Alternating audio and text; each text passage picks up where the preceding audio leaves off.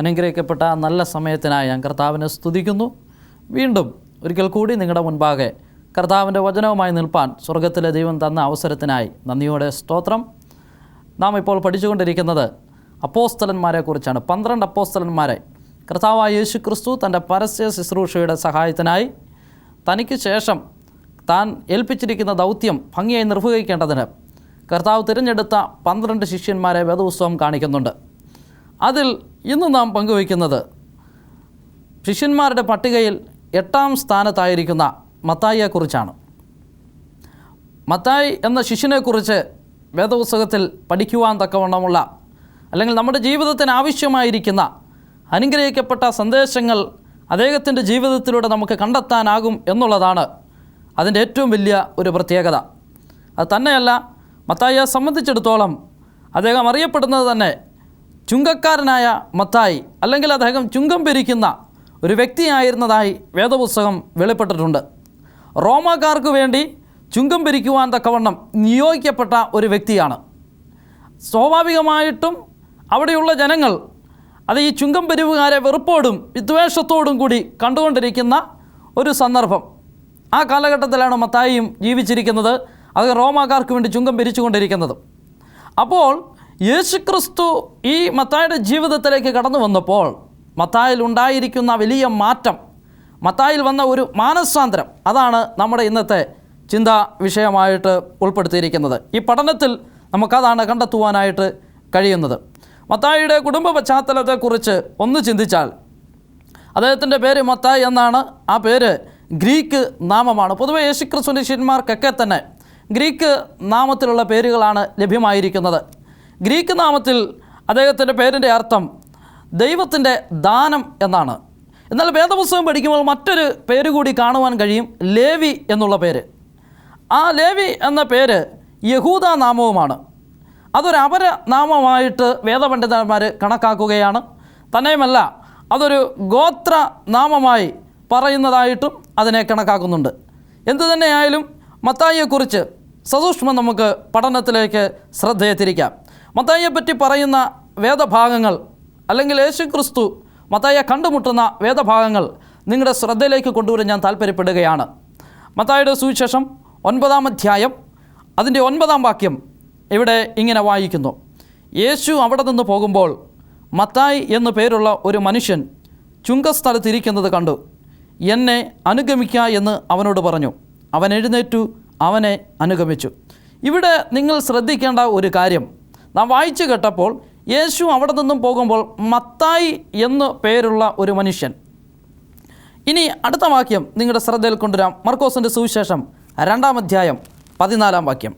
അവിടെ രേഖപ്പെടുത്തിയിരിക്കുന്നത്: പിന്നെ അവൻ കടന്നു പോകുമ്പോൾ അൽഫായിയുടെ മകനായ ലേവി ചുങ്കസ്ഥലത്ത് ഇരിക്കുന്നത് കണ്ടു. എന്നെ അനുഗമിക്കുക എന്ന് പറഞ്ഞു. അവൻ എഴുന്നേറ്റു അവനെ അനുഗമിച്ചു. ഇവിടെ നാം കണ്ടത് മത്തായി എന്നുള്ള പേരല്ല, ലേവി എന്നുള്ള പേരാണ് ഇവിടെ രേഖപ്പെടുത്തിയിരിക്കുന്നത്. ഇനി അടുത്ത സുവിശേഷത്തിൽ നമുക്ക് മത്തായിയെക്കുറിച്ച് രേഖപ്പെടുത്തിയത് വായിക്കാം. ലൂക്കോസ് 5:27 വാക്യം. അതിൻ്റെ ശേഷം അവൻ പുറപ്പെട്ടു. ലേവി എന്നു പേരുള്ള ഒരു ചുങ്കക്കാരൻ ചുങ്കസ്ഥലത്തിരിക്കുന്നത് കണ്ടു. എന്നെ അനുഗമിക്കുക എന്ന് അവനോട് പറഞ്ഞു. ഇവിടെയും കാണുന്നത് ലേവി എന്നാണ്. മർക്കോസും ലൂക്കോസും രേഖപ്പെടുത്തിയത് ലേവി എന്നാണ്. എന്നാൽ മത്തായി മാത്രമേ ഉള്ളൂ തൻ്റെ പേര് മത്തായി എന്ന് അവിടെ രേഖപ്പെടുത്തിയതുള്ളൂ. അതിൻ്റെ അർത്ഥം മത്തായി എന്നുള്ള പേര് പൊതുവെ ബൈബിൾ പണ്ഡിതന്മാരുടെ അഭിപ്രായം അനുസരിച്ച് മത്തായി എന്നുള്ള പേര് യേശുവിലേക്ക് കടന്നു വന്നു കഴിഞ്ഞപ്പോൾ യേശു നൽകിയതാണ് എന്നൊരു വിശ്വാസമുണ്ട്. എന്നാൽ അദ്ദേഹത്തിൻ്റെ ഗോത്ര പേരാണ് ലേവി എന്നും കരുതപ്പെടുന്നു. എന്തു തന്നെയായാലും മത്തായിയും മർക്കോസും ലൂക്കോസിൻ്റെയും സുവിശേഷത്തിൽ നമുക്ക് ഈ ഭാഗങ്ങൾ കാണുവാൻ തക്കവണ്ണം സാധിക്കുന്നു. ഇദ്ദേഹത്തിൻ്റെ കുടുംബ പശ്ചാത്തലം എന്ന് നാം വായിച്ചു കേട്ടു. പിതാവിൻ്റെ പേര് അൽഫ എന്നാണ്. അദ്ദേഹത്തിൻ്റെ ജന്മസ്ഥലം കബർനഹൂമും ആണെന്ന് ബൈബിൾ വളരെ വ്യക്തമായി പഠിപ്പിക്കുന്നുണ്ട്. അദ്ദേഹത്തിൻ്റെ തൊഴിൽ ചുങ്കം പിരിവ് ആണെന്ന് നാം വായിച്ചു കേട്ടു. ഈ വ്യക്തികളെക്കുറിച്ച് നാം മനസ്സിലാക്കേണ്ടുന്ന 1-2 കാര്യങ്ങളുണ്ട്. ചുങ്കം പിരിവുകാരെ എന്ന് പറഞ്ഞാൽ ആദ്യം തന്നെ നാം അറിയേണ്ടത് ഇവർ വെറുക്കപ്പെട്ടവരാണ് എന്ന് പറഞ്ഞാൽ, ചുങ്കം പിരിക്കുന്ന സമൂഹത്തിൽ, ആ സമൂഹത്തിൽ ചുങ്കം പിരിവുകാർ അവരെ കാണുമ്പോൾ മറ്റുള്ളവർക്ക്, റോമാക്കാർക്ക് വേണ്ടി അത് നികുതി പിരിച്ചെടുക്കുന്നവരെ ആയതുകൊണ്ട് അവരോട് വിദ്വേഷവും ആ സമൂഹത്തിൽ നിന്ദ്യകരമായിരിക്കുന്നൊരു തൊഴിലായിട്ട് ചുങ്കം പിരിവിനെ കണ്ടുകൊണ്ടേയിരുന്നു. ആ ചുങ്കം പിരിക്കുന്ന ആൾക്കാരെയും അതേ രീതിയിൽ തന്നെ നിന്ദാപരമായിട്ട് കാണുന്ന ഒരു സമയം. സ്വാഭാവികമായിട്ടും അതങ്ങനെ തന്നെയാണ്. നികുതി പിരിവുകാരെ പരിഹാസ്യമായിട്ട് കാണപ്പെടും, അവർ വെറുക്കപ്പെട്ടവരുമാണ്. അങ്ങനെയാണ് മത്തായിയുടെ പ്രത്യേകതയെന്ന് നമുക്ക് കാണുവാൻ തക്കവണ്ണം സാധിക്കും. ആ കാലഘട്ടത്തിൽ 2 രീതിയിലാണ് നികുതി പിരിവ് നടത്തപ്പെടുന്നത്. ഒന്ന് എന്ന് പറയുന്നത് ഗബായി എന്ന പേരിൽ അറിയപ്പെടുന്ന ഒരു നികുതി പിരിവുണ്ട്. അത് പഴം, പച്ചക്കറി, ഭക്ഷണ സാധനങ്ങൾ മുതലായവയുടെ നികുതിയാണ് പിരിച്ചെടുക്കുന്നത്. ഈ ഗ്രൂപ്പിൽപ്പെടുന്ന ഗബായി ഗ്രൂപ്പിൽപ്പെടുന്നവർ പഴങ്ങളുടെയും പച്ചക്കറികളുടെയും മറ്റ് ഭക്ഷണ പദാർത്ഥങ്ങളുടെയും നികുതിയാണ് പിരിച്ചെടുക്കുന്നത്. രണ്ടാമത്തെ നികുതി പിരിവുകാരെക്കുറിച്ച് പറയുന്നത് മിക്ഷ എന്നാണ്. ഇവരാണ് ആദായ നികുതിയും സ്വത്ത് നികുതിയും പിരിച്ചെടുക്കുന്നത്. അപ്പോൾ മത്തായി എന്ന് പറയുന്ന മനുഷ്യൻ ഈ രണ്ടാമത്തെ ഗ്രൂപ്പിൽപ്പെട്ടവനായിരുന്നു, മിക്ഷ ഗ്രൂപ്പിൽപ്പെട്ടവനായിരുന്നു.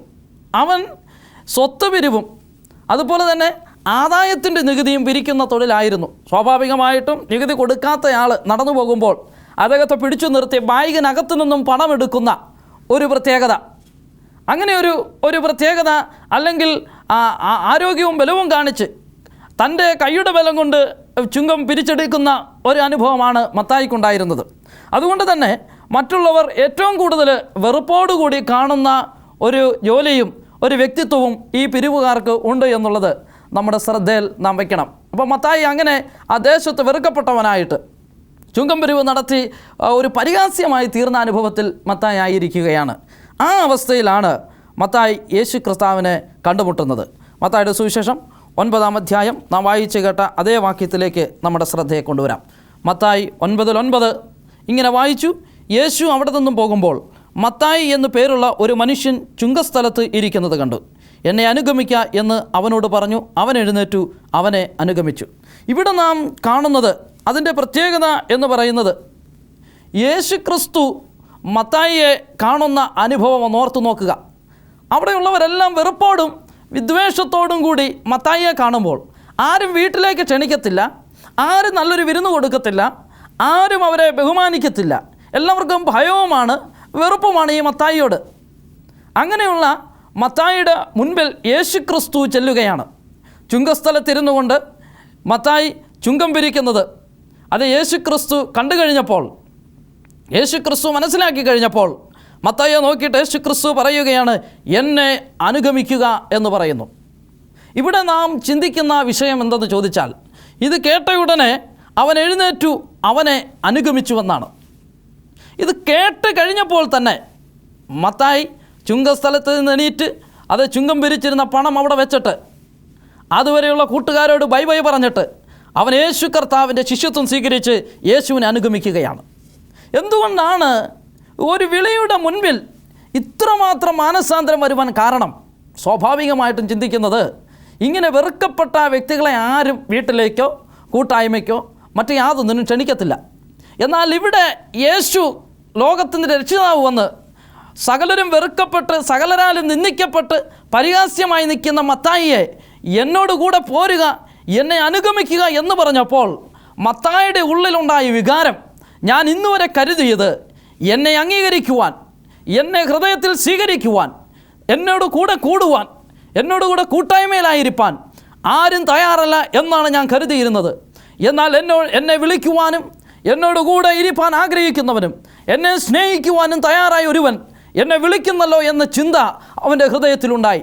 അന്ന് വരെ ഒരുപക്ഷെങ്കിൽ ദേശത്ത് അവൻ അനുഭവിച്ചിരുന്ന ഏകാന്തത, അവൻ അനുഭവിച്ചിരുന്ന അവൻ്റെ മാനസിക പ്രയാസം, അതിൽ നിന്നും ഈ യേശു തന്നെ വിടുവിക്കും എന്ന് അവന് ബോധ്യമായതുകൊണ്ട്, അത് യേശു എന്നെ സ്വീകരിക്കുമെന്ന് ബോധ്യമായതുകൊണ്ട് അവൻ ചുങ്കം പിരിവെല്ലാം നിർത്തി യേശുവിനോടുകൂടെ പോകുവാൻ തക്കവണ്ണം ഇടയായിത്തീർന്നു.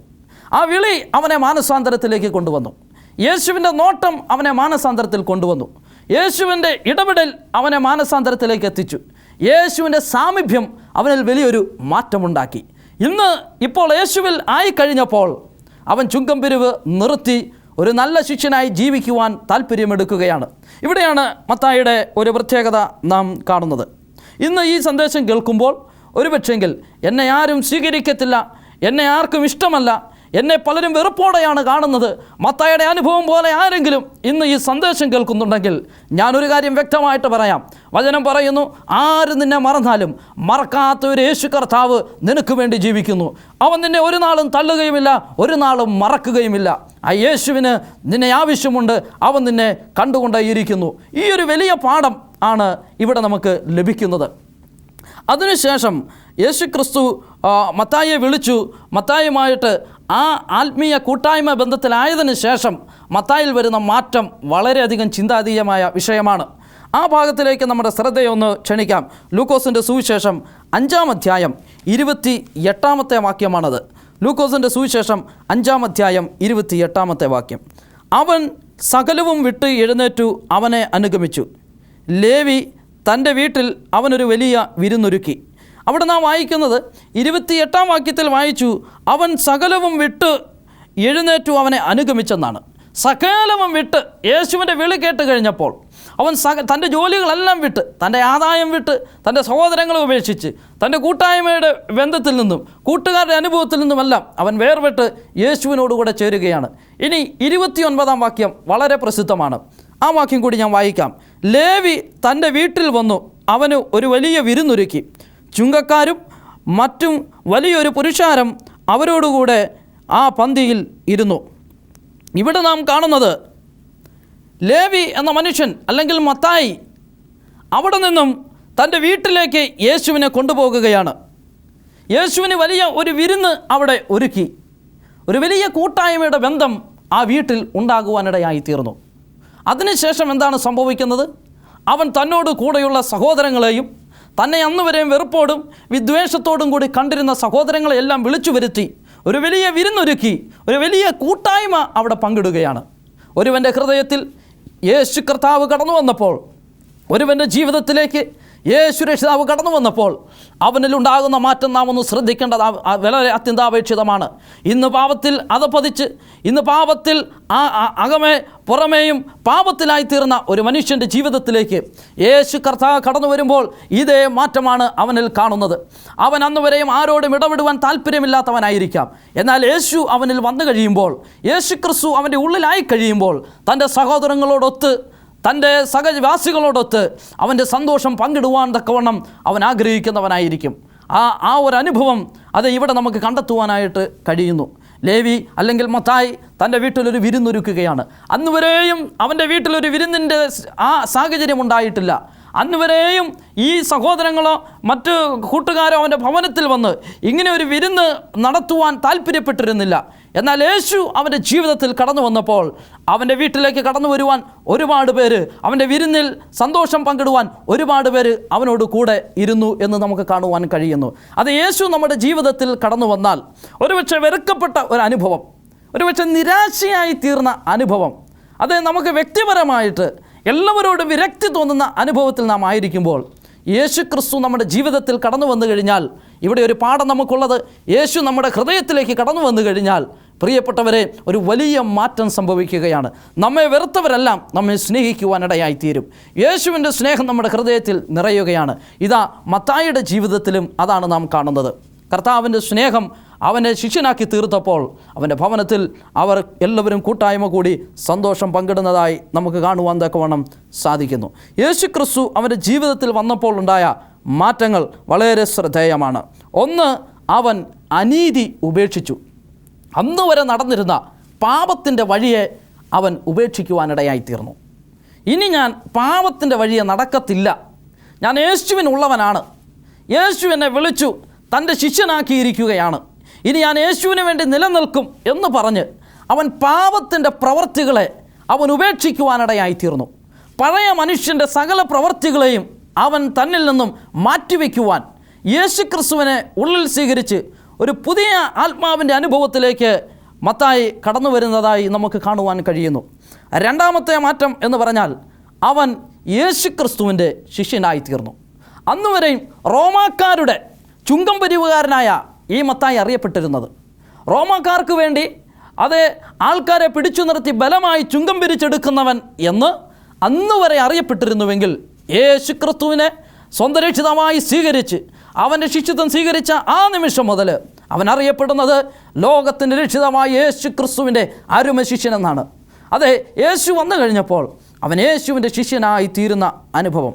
മൂന്നാമത്തത്, അവൻ്റെ വീട്ടിൽ വലിയ വിരുന്നുണ്ടാക്കി. അത് സൂചിപ്പിക്കുന്നത് ഒരു കൂട്ടായ്മ ബന്ധത്തെയാണ്. യേശു ക്രിസ്തു അവൻ്റെ ജീവിതത്തിൽ വന്നപ്പോൾ ഒരു വലിയ കൂട്ടായ്മ അവൻ അനുഭവിക്കുവാൻ ഇടയായിത്തീർന്നു. അവനെ വെറുത്തിരുന്ന പലരും അവൻ്റെ അടുത്തേക്ക് വരികയും അവനോടൊപ്പം ആഹാരം കഴിക്കുന്നതിലും സന്തോഷം പങ്കിടുന്നതിലും അവർ സമയം കണ്ടെത്തുവാനിടയായിത്തീർന്നു. അപ്പോൾ മൂന്നാമത്തത്, കൂട്ടായ്മയുടെ ബന്ധത്തിലേക്ക് അവൻ ആകുവാനിടയായിത്തീർന്നു. ഇങ്ങനെ ഈ മാറ്റങ്ങൾ വീണ്ടും നമുക്ക് കണ്ടെത്തുവാനായിട്ട് കഴിയും. നാലാമത്തെ മാറ്റമെന്ന് പറയുന്നത്, അവിടെ ഉണ്ടായിരുന്നവർക്ക് അവൻ യേശുവിനെ പരിചയപ്പെടുത്തുവാനിടയായിത്തീർന്നു. എങ്ങനെയാണ് പരിചയപ്പെടുത്തിയത്? എന്നെ ചുങ്കം പിരിക്കുന്ന സ്ഥലത്തു നിന്നും വിളിച്ചു എന്നെ ഒരു നല്ല വ്യക്തിയാക്കി തീർത്തു.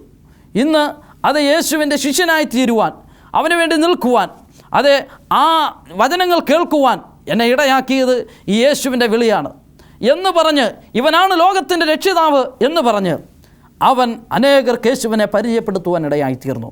പ്രിയപ്പെട്ടവരെ, നമ്മുടെ ജീവിതത്തിലേക്ക് യേശു ക്രിസ്തു കടന്നു വന്നാൽ ഉണ്ടാകാവുന്ന 4 മാറ്റങ്ങളാണ് ഇവിടെ നാം കണ്ടത്. ഒരുവൻ്റെ ജീവിതത്തിൽ യേശു കടന്നു വന്നാൽ അവൻ അനീതിയുടെ ജീവിതം, പാപത്തിൻ്റെ ജീവിതത്തിൽ നിന്നും അവൻ സ്വതന്ത്രനാകുകയാണ്. പാപത്തിൻ്റെ അനുഭവത്തിൽ നിന്നും അവൻ വിടുതൽ പ്രാപിക്കുകയാണ്. രണ്ടാമത്തേതാണ്, അതെ, അവൻ പാപത്തിൻ്റെ ദാസനായിരുന്നെങ്കിൽ യേശു അവൻ്റെ ജീവിതത്തിൽ കടന്നു വന്നു കഴിയുമ്പോൾ അവൻ യേശുവിൻ്റെ ശിഷ്യനായി മാറുകയാണ്. അവൻ യേശുവിൻ്റെ ശിഷ്യത്വത്തിൽ ആയിത്തീരുകയാണ്. മൂന്നാമത് നാം കാണുന്നത്, അവൻ യേശു ജീവിതത്തിൽ കടന്നു വന്നു കഴിഞ്ഞാൽ അതെ, അവൻ ഒരു കൂട്ടായ്മ ബന്ധത്തിലാകുകയാണ്. ഒറ്റപ്പെട്ട അവസ്ഥയിൽ നിന്നും, ഏകനായിരുന്ന നാളുകളിൽ നിന്നും ഒരു മോചനം അവനുണ്ടാകുകയാണ്. അവനെ സ്നേഹിക്കുവാൻ കൂട്ടായ്മയിലുള്ള ബന്ധത്തിലുള്ള അനേക സഹോദരന്മാരെ അവന് ലഭിക്കുകയാണ്. നാലാമത്, യേശു ഒരുവൻ്റെ ജീവിതത്തിൽ കടന്നു വന്നു കഴിഞ്ഞാൽ സംഭവിക്കുന്നത്, യേശു ഒരുവൻ്റെ ജീവിതത്തിലേക്ക് വന്നു കഴിഞ്ഞാൽ അവൻ യേശുവിനെ മറ്റുള്ളവർക്ക് കാണിച്ചു കൊടുക്കും. അവൻ യേശുവിനെ മറ്റുള്ളവർക്ക് പരിചയപ്പെടുത്തി കൊടുക്കും. ലോകത്തിൻ്റെ രക്ഷിതാവെന്ന് പറഞ്ഞ്, ഇവൻ മാത്രമാണ് ലോകത്തെ പാപത്തിൽ നിന്ന് വീണ്ടെടുക്കുന്നവൻ എന്ന് പറഞ്ഞ് മത്തായി യേശുവിനെ പരിചയപ്പെടുത്തുന്നത് പോലെ ഒരുവൻ്റെ ജീവിതത്തിൽ യേശു ക്രിസ്തു കടന്നു വന്നു കഴിഞ്ഞാൽ അവൻ യേശുവിനെ പ്രസംഗിക്കുന്നവനായിത്തീരും. അതുകൊണ്ടാണ് പൗലോസൊക്കെ പറയുന്നത്, ഞങ്ങളോ ക്രൂശിക്കപ്പെട്ട യേശു ക്രിസ്തുവിനെ അത്രേ പ്രസംഗിക്കുന്നത്. കാരണം എന്താണെന്നറിയാമോ? യേശു ക്രിസ്തു ജീവിതത്തിൽ കടന്നു വന്നപ്പോൾ ഉണ്ടായ മാറ്റമാണത്. യേശുവിനെ പ്രസംഗിക്കുവാൻ തയ്യാറായിത്തീരുന്നു. ഇന്ന് ഈ സന്ദേശം കേൾക്കുമ്പോൾ നമ്മൾ ചിന്തിക്കേണ്ടത്, എൻ്റെ ജീവിതത്തിൽ യേശു ക്രിസ്തു കടന്നു വന്നു കഴിഞ്ഞു, എന്നാൽ ഈ പറയുന്ന മാറ്റങ്ങൾ എന്നിൽ വന്നോ? അനീതി എന്നെ വിട്ടു മാറിയോ? അതെ, കൂട്ടായ്മ ബന്ധത്തിൽ ഞാനിപ്പോൾ ആയിത്തീർന്നിരിക്കുകയാണോ? യേശുവിൻ്റെ ശിഷ്യനായി ഞാൻ മാറിയിട്ടുണ്ടോ? അതുപോലെ തന്നെ യേശുവിനെ മറ്റുള്ളവർക്ക് പരിചയപ്പെടുത്തി കൊടുക്കുവാൻ ഞാൻ താല്പര്യപ്പെടുന്നുണ്ടോ? ഈ 4 മാറ്റങ്ങൾ യേശു നിൻ്റെ ജീവിതത്തിലുണ്ടെങ്കിൽ നിൻ്റെ ജീവിതത്തിൽ ഈ 4 വ്യത്യാസങ്ങൾ കാണുവാൻ തക്കവണ്ണം സാധിക്കുമെന്ന് മത്തായിയുടെ അനുഭവത്തിലൂടെ നാം മനസ്സിലാക്കുകയാണ്. ഇതാണ് മത്തായിയുടെ ജീവിതത്തിലെ ഏറ്റവും വലിയ പാഠം. നമുക്ക് പഠിക്കുവാനുള്ള ഏറ്റവും മഹത്കരമായ പാഠം ഇതാണ്. അതുപോലെ തന്നെ മറ്റൊരു വസ്തുത നിങ്ങളുടെ ഓർമ്മയിലേക്ക് കൊണ്ടുവരുവാൻ ഞാൻ താല്പര്യപ്പെടുകയാണ്. പ്രാഥമിക വിദ്യാഭ്യാസമൊക്കെ നേടിയ ആൾ തന്നെയാണ് മത്തായി. ലാറ്റിൻ, അരാമിക്, ഗ്രീക്ക് എന്നീ 3 ഭാഷകൾ അനായാസം കൈകാര്യം ചെയ്യുവാനുള്ള കഴിവ് മത്തായിക്കുണ്ടായിരുന്നു. അത് അവനെ മത്തായിയുടെ സുവിശേഷം എന്ന യേശു ക്രിസ്തുവിൻ്റെ ജീവചരിത്രം രചിക്കുവാൻ സഹായിക്കുകയും ചെയ്തു. സുദീർഘമായിരിക്കുന്ന മനോഹരമായിരിക്കുന്ന രീതിയിൽ യേശു ക്രിസ്തുവിനെ എഴുത്തുകളിലൂടെ ലോകത്തേക്ക് പരിചയപ്പെടുത്തി കൊടുക്കുവാനും ഈ അപ്പോസ്തലന് കഴിഞ്ഞു എന്നുള്ളത് അദ്ദേഹത്തിൻ്റെ ജീവിതത്തിൽ ഏറ്റവും അനുഗ്രഹിക്കപ്പെട്ട ഒരു സമയമാണെന്ന് കാണുവാൻ തക്കവണ്ണം സാധിക്കുന്നു. എന്നാൽ മത്തായിയുടെ പ്രവർത്തന മണ്ഡലങ്ങൾ വേദപുസ്തകം പരിചയപ്പെടുത്തുന്നില്ല. മത്തായിയുടെ പ്രവർത്തനത്തെക്കുറിച്ചൊരു വലിയ ലിസ്റ്റ് തിരുവെഴുത്തുകളിൽ നമുക്ക് കണ്ടെത്തുവാൻ കഴിയുന്നില്ല. എങ്കിൽ പോലും അദ്ദേഹം പാർത്തിയായാലും പേർഷ്യയിലും അതുപോലെയുള്ള ചുറ്റുപ്രദേശങ്ങളിൽ അദ്ദേഹം ദൈവവേല ചെയ്തതായിട്ട് നമുക്ക് കാണുവാൻ തക്കവണ്ണം സാധിക്കുന്നു. അതേ പരിശുദ്ധാത്മാവ് പെന്തക്കോസ്ത് നാളിൽ അതേ ഇറങ്ങി വന്ന് അവരെ അഭിഷേകം ചെയ്യുമ്പോൾ മത്തായി ആ പരിശുദ്ധാത്മാവിൻ്റെ അഭിഷേകം പ്രാപിച്ച് നിറവുള്ളവനായി കർത്താവിൽ അതിശക്തനായി ശുശ്രൂഷകനായി തീർന്നു എന്നാണ് നമുക്ക് കണ്ടെത്തുവാനായിട്ട് സാധിക്കുന്നത്. പിന്നീട് അദ്ദേഹത്തിൻ്റെ അവസാന നാളുകളിൽ ശക്തമായ നേതൃത്വം സഭകൾക്ക് കൊടുത്തതായിട്ടും അദ്ദേഹത്തിൻ്റെ പാരമ്പര്യത്തിൽ നമുക്ക് പഠിക്കുവാൻ തക്കവണ്ണം കഴിയുന്നുണ്ട് പ്രിയപ്പെട്ടവരെ. എങ്കിലും അദ്ദേഹത്തിൻ്റെ മരണം സംബന്ധിച്ച് 1-2 ചിന്തകൾ ലോകത്ത് ഇന്ന് ഉണ്ട്. ബൈബിൾ പഠിതാക്കളുടെ ഇടയിൽ 1-2 ചിന്തകളുണ്ട്. അതിൽ ഒന്ന് AD 90 അത് സ്വാഭാവികമായിരിക്കുന്ന ഒരു മരണമാണ് അദ്ദേഹത്തിനുണ്ടായി എന്നുള്ളതാണ്. മറ്റൊന്ന് രേഖപ്പെടുത്തിയിരിക്കുന്നത് AD 60 ആ കാലഘട്ടത്തിൽ അദ്ദേഹം വാളിനാൽ കൊല്ലപ്പെട്ടു എന്നാണ് കരുതപ്പെടുന്നത്. കൂടുതൽ വിശ്വാസയോഗ്യവും അതുതന്നെയാണെന്ന് ഞാൻ ഓർമ്മിപ്പിക്കട്ടെ. എങ്കിലും മരണം സംബന്ധമായിട്ടൊരു ഏകരൂപം അദ്ദേഹത്തിൽ നിന്നും ലഭ്യമല്ല, ഇന്നുള്ള എഴുത്തുകളിൽ നിന്നും ലഭ്യമല്ല. എങ്കിൽ പോലും പ്രിയപ്പെട്ടവരെ, നമുക്ക് പഠിക്കുവാനുള്ളത്, നമുക്ക് മനസ്സിലാക്കുവാനുള്ളത് മത്തായിയുടെ ജീവിതത്തിൽ കാണുന്ന ആ 4 മാറ്റം. ഒരുവൻ ക്രിസ്തു അവൻ്റെ ജീവിതത്തിൽ വന്നു കഴിഞ്ഞാൽ ആ ചുങ്കം പിരിച്ചുകൊണ്ടിരുന്ന മത്തായി, പലരെയും ഭയപ്പെടുത്തി നികുതി ഈടാക്കിക്കൊണ്ടിരുന്ന മത്തായി, യേശു ജീവിതത്തിൽ കടന്നു വന്നപ്പോൾ അതേ റോമാക്കാരെ അവരുടെ ശുശ്രൂഷ അവസാനിപ്പിച്ചു, അവരുടെ ദാസവില നിർത്തിയിട്ട് അദ്ദേഹം ഇപ്പോൾ യേശു ക്രിസ്തുവിൻ്റെ അല്ലെങ്കിൽ യേശു ക്രിസ്തുവിൽ അരുമശിഷ്യനായി തീരുകയാണ്. യേശു ക്രിസ്തുവിന് വേണ്ടി അദ്ദേഹം അധ്വാനിപ്പാൻ തക്കവണ്ണം, സുവിശേഷത്തിന് വേണ്ടി അധ്വാനിപ്പാൻ തക്കവണ്ണം ഒരു ഉറച്ച തീരുമാനമെടുത്ത് അദ്ദേഹം തൻ്റെ ശുശ്രൂഷ തുടരുന്നതായി നമുക്ക് കാണുവാൻ തക്കവണ്ണം കഴിയുന്നു. ഈ 4 വ്യത്യാസങ്ങൾ നമ്മുടെ ജീവിതത്തിൽ വന്നിട്ടുണ്ടോ? ഈ 4 വ്യത്യാസ തലങ്ങൾ നമ്മൾ കണ്ടിട്ടുണ്ടോ?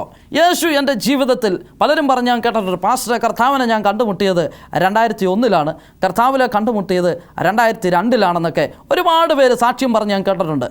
പക്ഷേ അപ്പോഴെല്ലാം ഞാൻ ചിന്തിക്കുന്നത്, യേശുവിനെ കണ്ടുമുട്ടിയിട്ടുണ്ടെങ്കിൽ ഈ പറയപ്പെടുന്ന മത്തായിയിൽ കണ്ടിരിക്കുന്ന 4 വ്യത്യാസങ്ങൾ വളരെ വ്യക്തമായി ആ വ്യക്തിയിലും കാണും.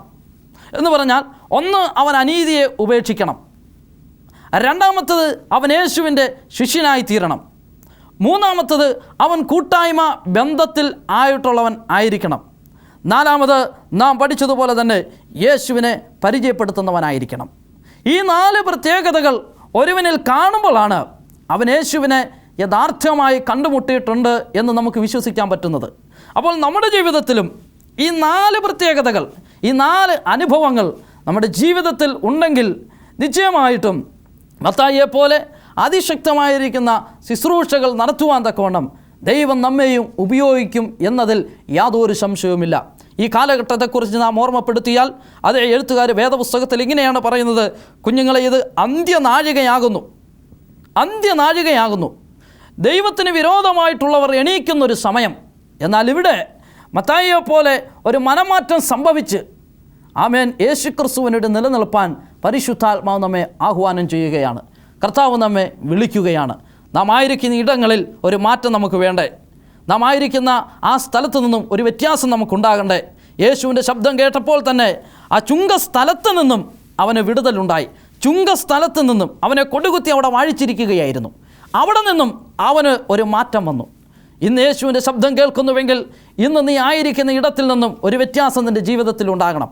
യേശുവിൻ്റെ അനുഭവത്തിലായിരിക്കുന്നുവെങ്കിൽ, യേശുവിനോടുകൂടെ ചേർന്ന് നിൽക്കുവാൻ നീ താല്പര്യപ്പെടുന്നുവെങ്കിൽ അവിടെ നിനക്കൊരു വലിയ വ്യത്യാസമുണ്ടാകണം. നിൻ്റെ ഇരിപ്പിലൊരു വ്യത്യാസമുണ്ടാകണം എന്ന് ആ ജീവിതത്തിലൂടെ, മത്തായിയുടെ അനുഭവത്തിലൂടെ നമുക്ക് മനസ്സിലാക്കുവാനായിട്ട് കഴിയും. അതിനായിട്ട് കർത്താവ് നമ്മെ ആഹ്വാനം ചെയ്യുകയാണ്. ഒരു മാറ്റത്തിനായി നമുക്ക് നമ്മെ തന്നെ ഒരുക്കാം. യേശു കർത്താവിൻ്റെ അടുത്തിരിക്കുന്ന ഈ കാലഘട്ടത്തിൽ എൻ്റെ ഹൃദയത്തിനൊരു വ്യത്യാസം, എൻ്റെ പ്രവൃത്തിക്കൊരു വ്യത്യാസമുണ്ടാകണം, എൻ്റെ സുവിശേഷ പ്രവർത്തനത്തിനൊരു വ്യത്യാസമുണ്ടാകണം. വെറും ജൽപ്പനം മാത്രമല്ല, യേശു ക്രിസ്തുവിനോട് ചേർന്ന് നിൽക്കാനുള്ള ഒരു വലിയ തീരുമാനം ഇന്ന് ഈ സമയത്ത് നമുക്ക് എടുക്കാം. സർവശക്തനായ ദൈവം അതിനായി നമ്മെ ഒരുക്കട്ടെ. കണ്ണുകളടയ്ക്കാം, നമുക്ക് പ്രാർത്ഥിക്കാം. ഞങ്ങളുടെ നല്ല ദൈവമേ, സ്വർഗീയ പിതാവേ, ഈ നല്ല സമയത്തിനായി ഞങ്ങൾ അങ്ങേ സ്തുതിക്കുന്ന കർത്താവേ, ഞങ്ങൾ വായിച്ചതുപോലെ മത്തായിയുടെ ജീവിതത്തിൽ കണ്ടിരിക്കുന്ന 4 കർത്താവേ, അങ്ങ് കടന്നു വന്നപ്പോൾ ഉണ്ടായ 4 അനുഭവങ്ങൾ ഞങ്ങളുടെ ജീവിതത്തിൽ കാണുവാൻ സഹായിക്കണമെന്ന് പ്രാർത്ഥിക്കുന്നു. അങ്ങേക്ക് വേണ്ടി ഒരുങ്ങി നിൽക്കുവാൻ ഞങ്ങളെ സഹായിക്കണം. കർത്താവെ, സന്ദേശം കേട്ട ജനത്തെയും കരങ്ങളിൽ ഏൽപ്പിക്കട്ടെ. അവരെ അനുഗ്രഹിച്ചാട്ടെ. കർത്താവിന് വേണ്ടി നിലനിൽപ്പാൻ അവരെ സഹായിക്കണം. എല്ലാ കൃപകളാലും അടിയങ്ങളെ നിറയ്ക്കണം. യേശു ക്രിസ്തുവിൻ്റെ മഹത്വമുള്ള നാമത്തിൽ തന്നെ. ആമേൻ.